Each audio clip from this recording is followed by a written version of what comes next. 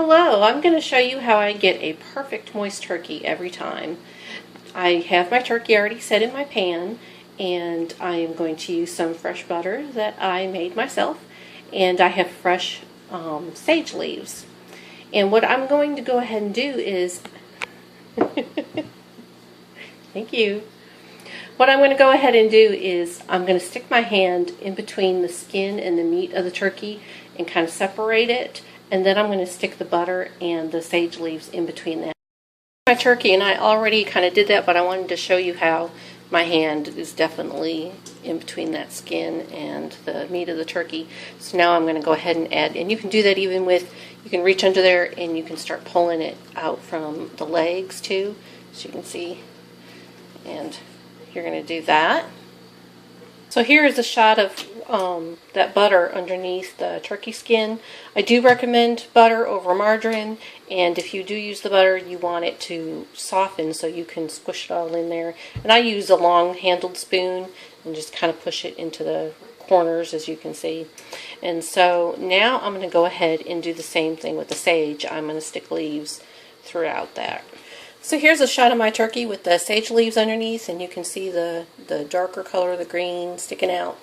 You can make nice little patterns with this and make it all real pretty it up. I have also used bay leaves instead of sage leaves. Sage and bay leaves both leave a really nice flavor on the turkey meat, and so I highly recommend both of these.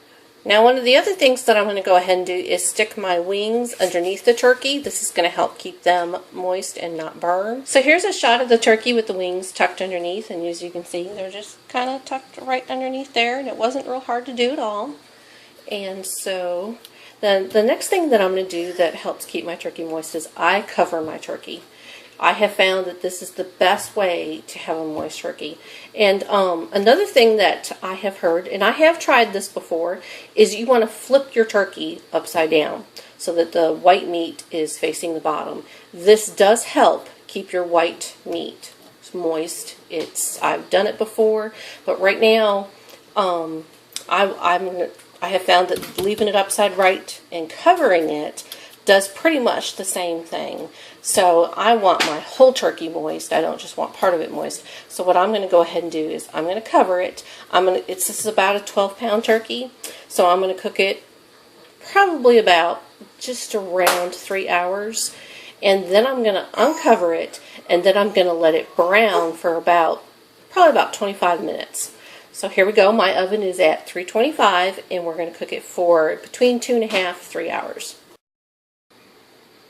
Here's a quick shot of my turkey. It's actually been about 3 hours and 20 minutes, and I wanted you to see I just uncovered it, and it's not done yet.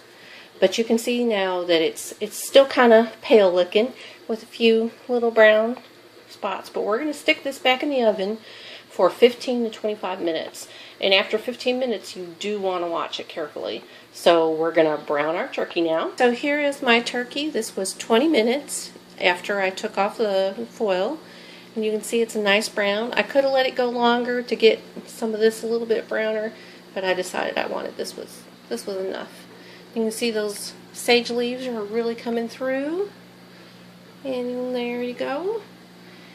And I will show you that this turkey is still nice and moist. So here I made my first cut, and you can see, I don't know if my camera can pick up the moisture while still, you can see some of the juice kind of dripping out of it a little bit. Right down here so that turkey's still real nice and moist. So here is this piece of turkey that I was showing you. This is my first cut. That's a top layer. You can see that's right there from that turkey. And I wanted you to be able to see that there is a lot of moisture in that, being from a top piece. And something else that I wanted to mention to you, you can see that I don't have a whole lot of liquid. This is just the natural juices from the turkey and what little butter I added to it. And I did not have to babysit this turkey at all. I didn't baste it. It's because I covered it. And so this has worked very, very well for me, and I have yet to have a dry turkey. So thank you for watching, and if you have any questions, please feel free to leave them. I'll get to you as soon as I can. Thank you.